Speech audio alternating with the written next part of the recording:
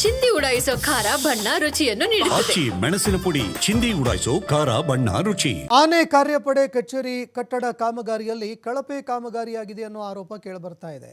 ಗ್ರಾಮಸ್ಥರು ಮತ್ತು ಕಾಫಿ ಬೆಳೆಗಾರರ ಒಕ್ಕೂಟದಿಂದ ಪ್ರತಿಭಟನೆ ಹಮ್ಮಿಕೊಳ್ಳಲಾಗಿದೆ.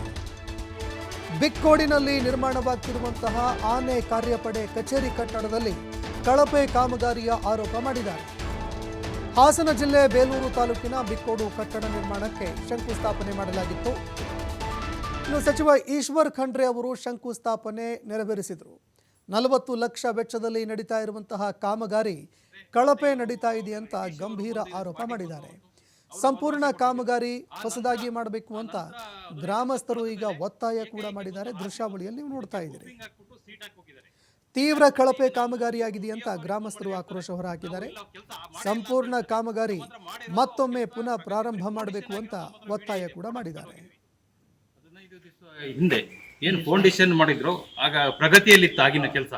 ಆಗ ಸರಿಯಾದ ರೀತಿ ಕೆಲಸ ಆಗ್ತಾ ಇಲ್ಲ ಅಂತೇಳಿ ಶಾಸಕರು ದೂರವಾಣಿ ಮೂಲಕ ಇಲ್ಲಿ ಬಂದು ನಾವು ದರ್ಶನ್ ಚನ್ನಬಸಪ್ಪನವರು ಒಟ್ಟು ಒಂದು ಬಿಕ್ಕೋಡ್ನವರು ನಮ್ಮ 15 ಜನ ನಮ್ಮ ಅಧ್ಯಕ್ಷರೆಲ್ಲ ಇದ್ದು 15 ಜನ ಇತ್ತು. ಆವಾಗ ಆ ಸಮಯದಲ್ಲಿ ಅವರು ಹೇಳಿದ್ರು ಕೆಲಸ ನಿಲ್ಲಿಸ್ತೀವಿ, ನಾವು ರೂಫಿಂಗ್ ಮಾಡಲ್ಲ, ಇದನ್ನು ತೆರವುಗೊಳಿಸಿ ಫುಲ್ಲು ಮತ್ತೆ ಬೇರಿಂದ ಕೆಲಸ ಮಾಡ್ತೀವಿ ಅಂತೇಳಿ ಇಡಿಎಫ್